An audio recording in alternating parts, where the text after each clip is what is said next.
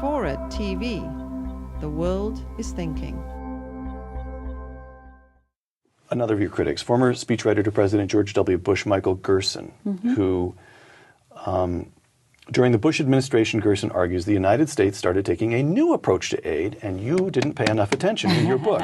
In attacking aid, in dead aid, you didn't pay attention. Quote, America's AIDS and malaria programs during the 90s were focused, centrally directed, and results-oriented. Surely Moyo should recognize the difference between aid provided to oppressive kleptocrats and aid given to faith-based organizations distributing AIDS drugs, close quote.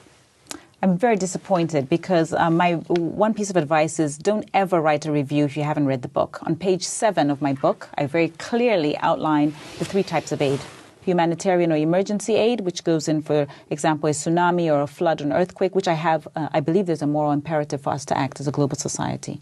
The second type of aid I talk about on page 7 is what I call NGO or charitable aid. So this is the relatively small amount of aid where we send money for a scholarship, for example, to support a child in Zambia.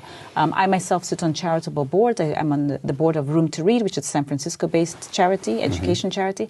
But it's important for us to understand what those type of interventions can and cannot do. So yes, they can send a girl to school, or in this case, yes, we can send HIV drugs to Africa. But longer term, these are not going to help these economies grow by the levels or rates of growth that we need them to grow, to put a dent in poverty. So now Gerson goes on, he says, in 2004, 7% of Zambians, your countrymen, who needed AIDS drugs were receiving them. But by September of 2009, that figure should exceed 2/3, 66%.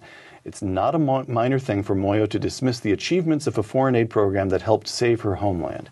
I've never dismissed the PEPFAR programs, first of all. So PEPFAR is President Bush's, well, it's being continued now under President Obama, but it's the AIDS program for Africa. That's right. But we're skirting over a very, very fundamental point. And this is precisely why I say the aid model is couched in the sense that Africans are not capable of doing it themselves. All right. The point is, healthcare, education, infrastructure, and even security are public goods. They are goods that the governments of Africa are supposed to be providing to their people.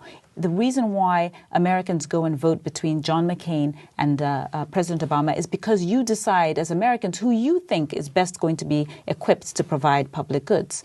We are looking for that right also in Africa.